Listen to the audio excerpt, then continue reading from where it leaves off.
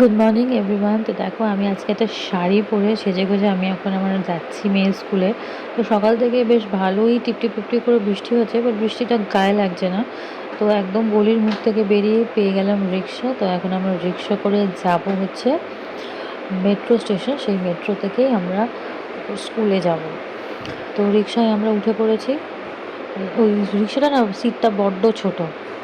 তো এবার ওকে বললাম যে একবার ক্যামেরার দিকে তাকাও, তাকে একটা স্মাইল করো। আমরা তিনজনের মধ্যে রিক্সা করে যাচ্ছি। তো মেট্রো স্টেশন পৌঁছে গেলাম। তো আমার তো মেট্রো কার্ড আছে, ওর টিকিট কেটে নিলাম। ওর টিকিট কেটে উঠে পড়লাম। তো আজকে তো মিটিং কমপ্লিট হয়ে গেল। তো আমরা চলে এসেছি কচুরি খেতে মিষ্টির দোকানে।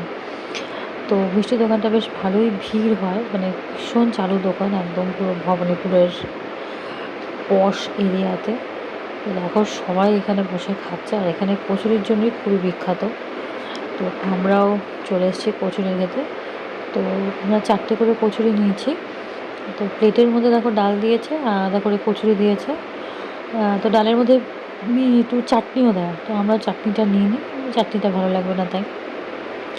বাট কচুরিটা না খেতে না ভীষণ ভালো, মানে অন্য দোকানের থেকে এখানকার কচুরিটা খুবই ভালো। তো শুধু কি কচুরি খাবো, তো সাথে নিয়ে নিয়েছিলাম এই রসমালাই। রসমালাই টেস্টটাও না সত্যি মানে খুবই ভালো খেতে, মানে আমার তো দারুণ লেগেছে রসমালাইটা খেতে। প্রথমে ভেবেছিলাম মিষ্টি খাবো না, তো যাই হোক এটা দেখে ইচ্ছা করলো খেতে। আর ও নিয়ে নিয়েছিল দরবেশ।